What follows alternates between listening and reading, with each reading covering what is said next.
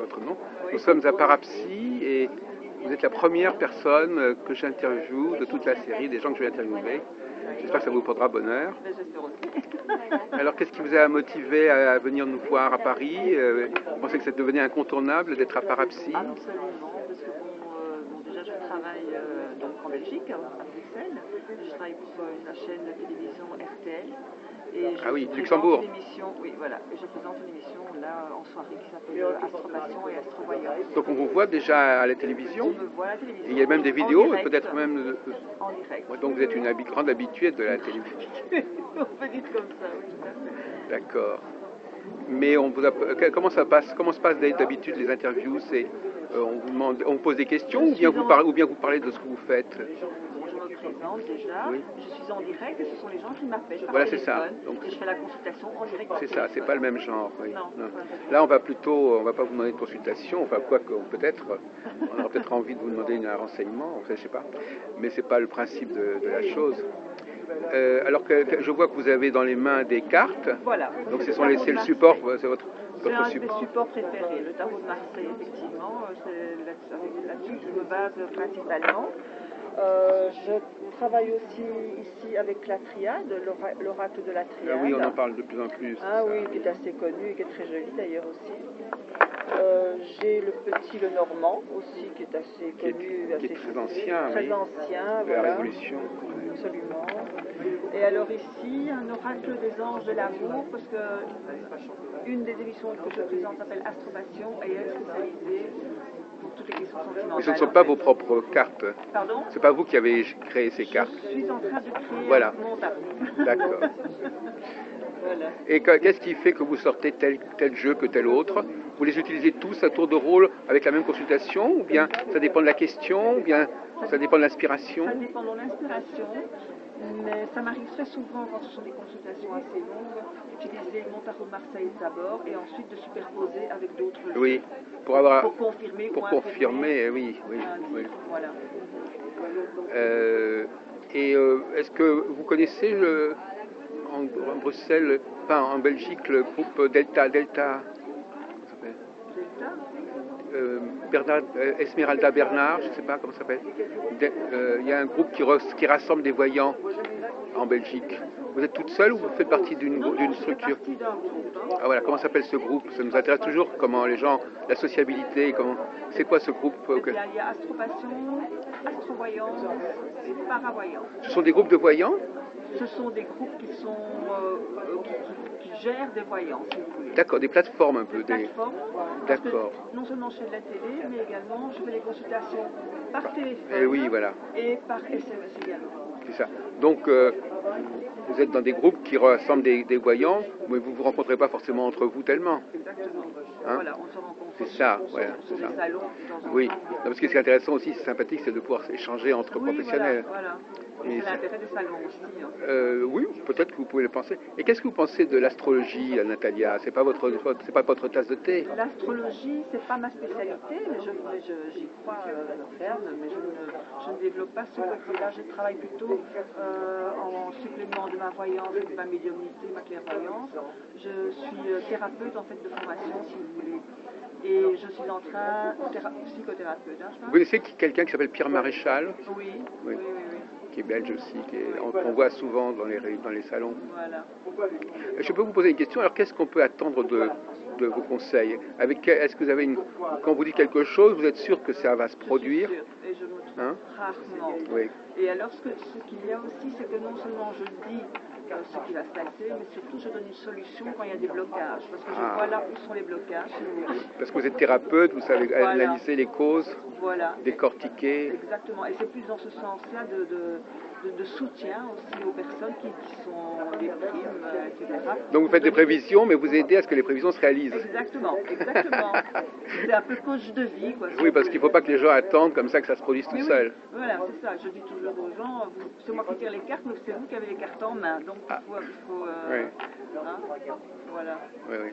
Non, c'est bien une bonne conception des choses, mais alors à votre avis, d'où est-ce qu'on connaît, qu'est-ce qui parle à travers ces cartes, qui qui nous donne la clé des choses, enfin, qui nous prévoit les choses en fin de compte? C'est l'inconscient du consultant. C'est comme ça que vous voyez ça? Ouais, c'est comme ça que je vois ça. Ouais. Nous avons une capacité de voir ce qui va nous arriver, mais qui est subconsciente. Tout à fait. Ouais. On interroge notre propre capacité intérieure. Voilà, et c'est l'inconscient qui fait contenir les cartes. Et quand c'est par téléphone, c'est la vibration de la voix qui me permet de me guider, Oui. si vous voulez, pour choisir les Donc cartes. vous ne faites pas référence à des guides extérieurs, Voilà.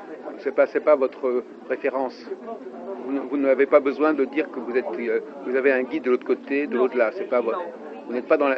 Mais est-ce que le mot médium vous fait peur, par exemple? Vous êtes médium, vous pouvez dire que vous êtes médium. Alors qu'est-ce que c'est que la définition d'un médium? C'est quelqu'un qui a des ressentis, qui a des flashs, Oui. qui peut parler avec l'au-delà aussi. C'est principalement ça. Et puis ensuite, on utilise des supports parce que ça complète, si vous voulez. Je me pose cette question parce qu'effectivement, d'un côté vous dites, parce que effectivement, on voit que vous avez une double formation. Oui, vous êtes à la oui. fois une formation un peu universitaire, Absolument, où on ne peut oui. pas dire n'importe quoi, on ne peut pas non plus parler trop des esprits, et de l'autre côté, vous avez aussi peut-être une filiation ou une expérience de terrain, Oui. où vous voyez qu'il y a quand même des choses de l'autre côté. Tout à fait. Donc il y a plusieurs grilles de lecture. Oui. Donc à la fois c'est inconscient, mais à la fois c'est peut-être aussi une entité de l'autre côté qui va intervenir et qui va peut-être plus loin encore que la personne elle-même. Oui, absolument. Alors est-ce que je pourrais je sais pas, je le fais pas généralement, est-ce que je peux vous poser une question pour voir comment ça se passe, pour voir un peu comment vous fonctionnez, mais oui. je veux pas empiéter sur votre travail, mais les gens vous verront à l'œuvre, c'est peut-être pas plus mal. D'accord. Donc là, moi je suis, j'ai été marqué depuis 2 mois par une crise sentimentale, Oui. avec une dame qui a décidé d'arrêter la relation.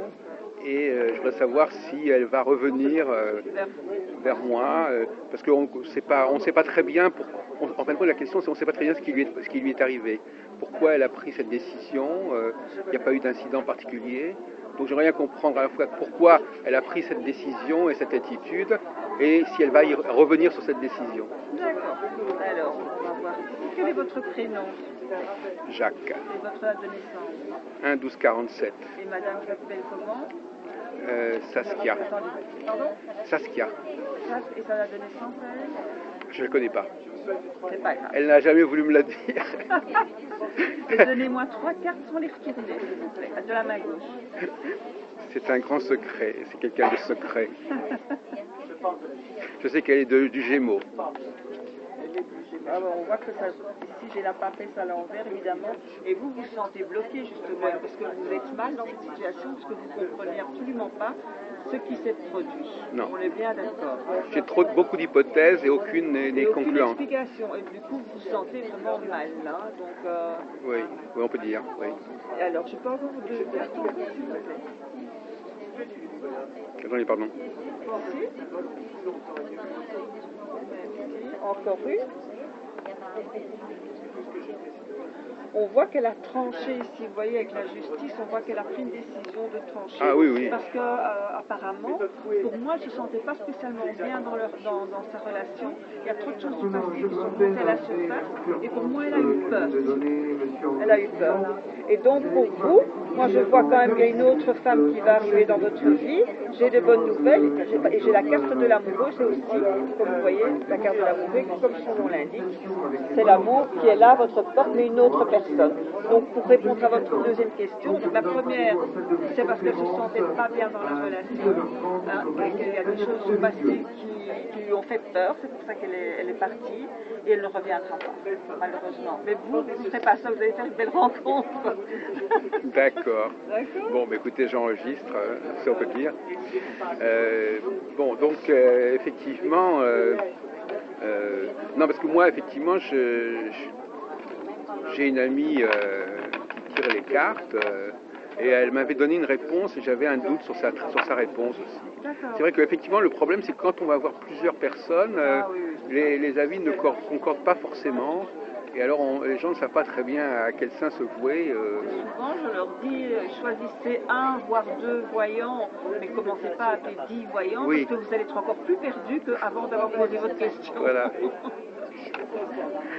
Et vous connaissez pas tellement le public français normalement. Enfin, vous ne le... Non, ah, non, non, non. Vous pensez qu'il est différent ou qu'il fonctionne autrement, peut-être qu'ils n'ont pas les mêmes façons de faire, les mêmes attentes. Les mêmes attentes. Enfin bon, globalement, quand même, entre la Belgique et la France, on peut dire quand même qu'on est même voisins. Donc... Ah oui, mais il y a des particularismes, des mentalités, une façon de parler, un humour qui n'est pas forcément le même non plus. C'est vrai. Et ça peut causer des incompréhensions. En tout cas, je vous souhaite de bien traverser ces quelques jours de parapsie. Ça fait quand même pas mal de temps que ça existe. Je crois que c'est depuis 86. Ça fait 28 ans. C'est la 28e année. Moi, je le suis depuis le début, en fait. Voilà. Eh bien, écoutez, merci beaucoup, Natalia. Merci à vous.